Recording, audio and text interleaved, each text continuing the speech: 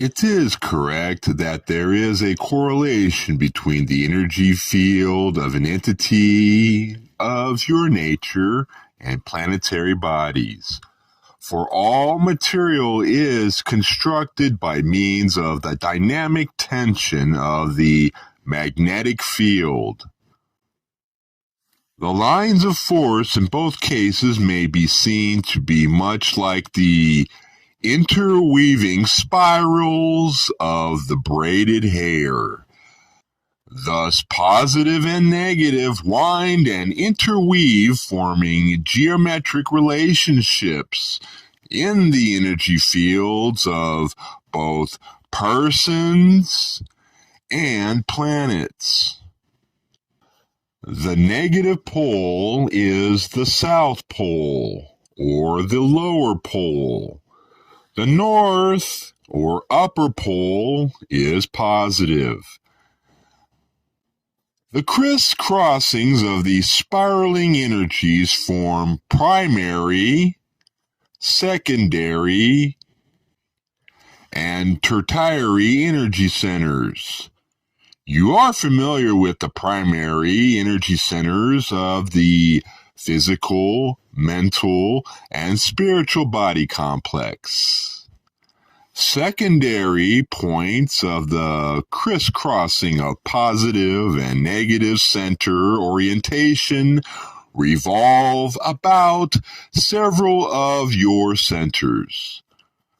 The yellow ray center may be seen to have secondary energy centers in elbow, in knee, and in the subtle bodies at a slight spacing from the physical vehicle at points describing diamonds about the entity's navel area surrounding the body. One may examine each of the energy centers for such secondary centers. Some of your peoples work with these energy centers, and you call this acupuncture. However, it is to be noted that there are most often anomalies in the placement of the energy centers, so that the scientific precision of this practice is brought into question. Like most scientific attempts at precision, it fails to take into account the unique qualities of each creation.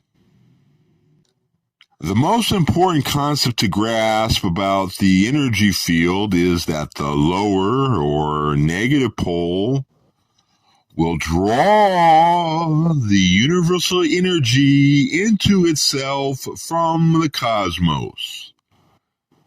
Therefrom, it will move upward to be met and reached to by the positive spiraling energy moving downward from within.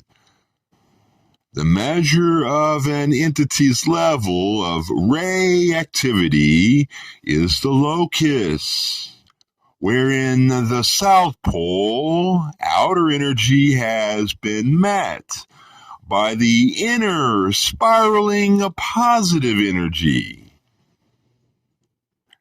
As an entity grows more polarized, this locus will move upwards. This phenomena has been called by your peoples the Kundalini.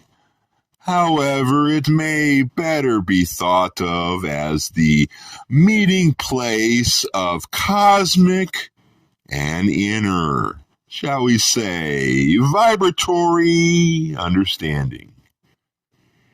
To attempt to raise the locus of this meeting without realizing the metaphysical principles of magnetism upon which this depends is to invite great imbalance.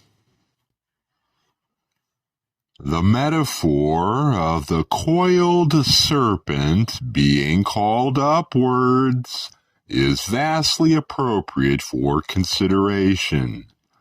This is what you are attempting when you seek. There are, as we have stated, great misapprehensions concerning this metaphor and the nature of pursuing its goal. We must generalize and ask that you grasp the fact that this, in effect, renders far less useful that which we share. However, as each entity is unique, generalities are our lot when communicating for your possible edification. We have two types of energy.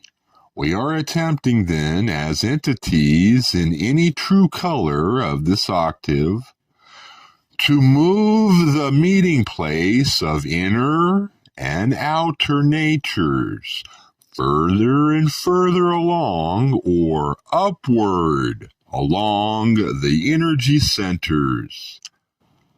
The two methods of approaching this with sensible method are, first, the seating within oneself of those experiences which are attracted to the entity through the South Pole.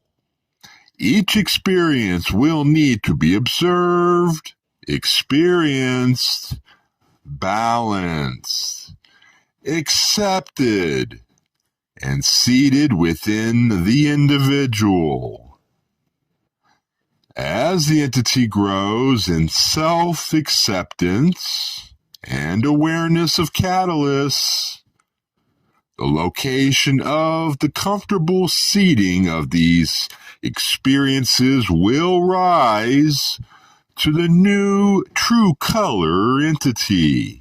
The experience, whatever it may be, will be seated in the red ray and considered as to its survival content and so forth.